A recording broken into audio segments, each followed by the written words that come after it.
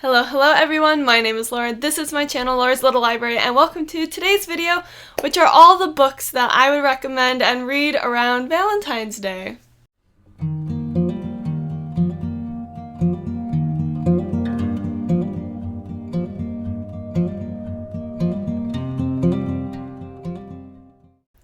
So Valentine's Day is just around the corner, and so I have been, regardless of Valentine's Day, I have been in a romance kick quite a bit recently, and I'm loving it. So I thought I would use this opportunity to talk about all of these romance books that I've been reading and that I want to read, and how they are perfect for Valentine's Day. So let's get into them. The first book that I'm going to talk about is The Strawberry Patch Pancake House, and this is by Laurie Gilmore. I have been reading the Dream Harbor series out of order, just wildly out of order. Part of it is because I'm trying to read them by season, so reading the Cinnamon one in the fall and the Christmas Tree Farm one in the winter, and now the Pancake House in spring, just because it feels much more spring. So again, a lot of these romances are going to be fairly springy, but also partly I'm reading this out of order because I'm reading the audiobooks, so it's just whenever I can get whatever audiobook is available.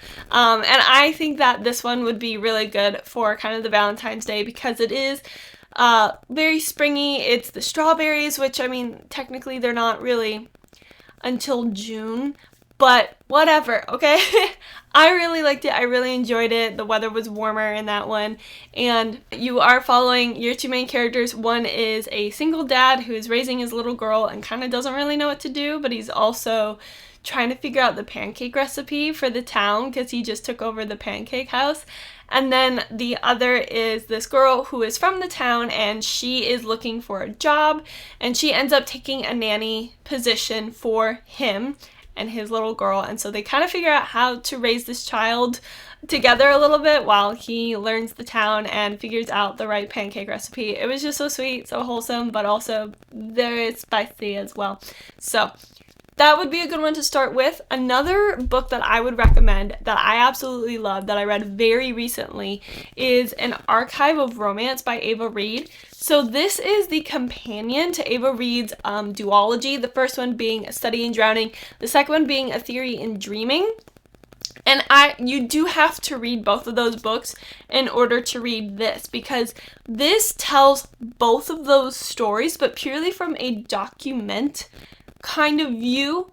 So you have all kinds. You've got news articles in here, you have drawings that the characters made from the books, and you have all kinds of notes and journal entries from our characters, and it takes place both the first and the second book in the duology.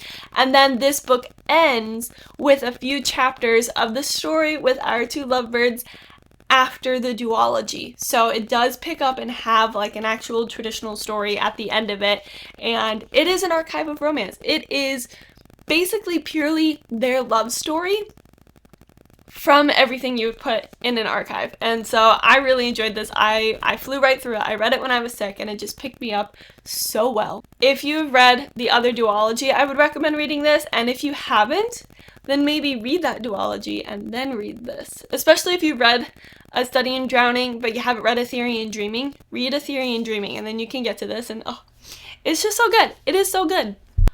Also, recently, another novella that kind of goes along with the series is Six Scorched Roses, and this is by Carissa Broadbent. So Carissa Broadbent wrote the vampire series, where you're following a mortal human who enters in these trials meant for vampires to select the next ruling house of vampires for the next X amount of years. And so this Six Scorched Roses is actually a companion kind of novella about two characters that we see in the series, a little bit later in the series, and their kind of unexpected / unusual romance. And I thought it was really cute how these characters got together and the whole story behind it, and I really enjoyed it because it gave that backstory, especially to the human as she is brought into the series, the original series. So if you've read that series, if you've read the original trilogy, then go ahead and definitely read this. If you don't read that series before reading this, it will still kind of make sense. Like, the background of how the vampire world works may not make sense, but the love story it's the beginning of a love story, so you're not losing anything there, but you might not have the same appreciation for the characters after reading them in the original trilogy. Not that they're major characters, or at least not yet, but that they're there and you don't get much history of them when they're there, and so this is that history. So you could probably read it without reading the series, but I think it will have more of an impact if you read it after. But I would still recommend it because it's still like a love story. Continuing on in more of the romantasy vein, I would also recommend The Night and the Moth by Rachel Gillig, or really any of the books by Rachel Gillig, but especially this one. I gave it 5 stars. I very much enjoyed it. It is kind of that classic, like, they come from different sides, but they're not ever real. They're like enemies, but they're never like one person to one person, I absolutely hate you. It's more just like, you come from here, I come from here, therefore we're enemies, but like, yeah. Anyway, so I would also say, if you haven't read The Night and the Moth, then definitely pick that one up if you are a romantasy kind of reader looking for something this Valentine's Day. And I cannot wait for the next book to come out. That is the other thing. It is not a standalone, so just bear that in mind if you do choose to pick it up. It is not a standalone, and the next book is coming out this year. Another one for the romantasy girlies, but on the much more like brighter spring side of thing, is A Fragile Enchantment, and this is by Allison Saft. I read this a few years ago. I've recommended it before. I absolutely loved it, and here I am recommending it again because it is a good spring Valentine's romance book. It is very much is reminiscent to me of the relationship between England and Ireland when England was actively colonizing Ireland.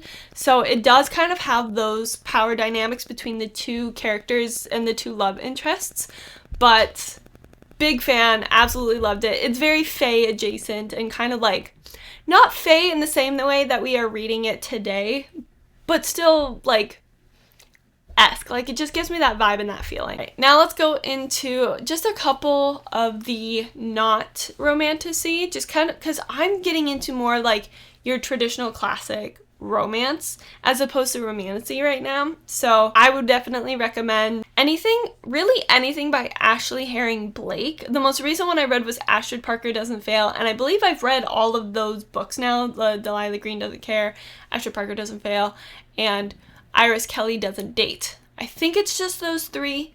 I read those 3 and I loved them all. And so if you need a queer romance for this Valentine's Day and you haven't read all of those books, definitely read all of those books. just do it, okay? And specifically with Astrid Parker Doesn't Fail, you've got your main character, obviously Astrid Parker, who is like this perfectionist. She has to do everything perfectly and to her mother's standards, and she has to look nice, and she's kind of at this last chance for her being able to save her interior design business kind of thing. So she's kind of carrying on her mom's legacy to be a very successful interior designer, and it's not going super well. And she kind of has this really bad run-in with the granddaughter of the inn that she is supposed to be redoing. The granddaughter is not a big fan of this project, is the carpenter, like does a lot of the work on the place, and not a big fan of Astrid Parker in the first place. So lots going on there, really fun. So those are all the books that I would recommend reading this Valentine's Day. If you haven't read them already, I've got some books that I'm really excited that I am currently reading and about to pick up for Valentine's Day. And I am planning on doing a reading vlog for these books. They include Heated Rivalry by Rachel Reed, of course, because this has been everywhere. The buzz has been everywhere, and because it is spring and sports are happening, as in like I'm currently watching volleyball and I love it. Hockey is still going on. It's almost baseball season. I'm just so excited. So I can feel that I'm about to get into like a very sports romance kind of mood. So Heated Rivalry is the perfect thing to get that kicked off. I'm also reading Half a Soul by Olivia Atwater. I'm reading this on my Kindle. I'm also planning on picking up In Your Dreams, which is the newest Sarah Adams book and the final book in the Rome, Kentucky. I'm so sad that that's happening. But I've got a couple other romance books that I'm just so excited to pick up, and that may or may not be featured in the reading vlog depending on how long it takes me to get through these books, so definitely stay tuned for that. Yeah. So thank you all very much for watching. If you like this video, give it a thumbs up. Comment down below what are some of the books you're going to be picking up for this Valentine's Day coming up right around here very soon. And if you like bookish content like this, I do have a Bookstagram linked down below, as well as my Goodreads, so you can follow me in what I'm reading and what I think about them. Also, feel free to subscribe and hit the bell to be notified when videos go up, as I am posting as often as I can, but not very consistently at the moment, so definitely hit the bell to be notified when those go up. And yeah, again, thank you all very much for watching, and until I see you in the next one, I wish you happy reading!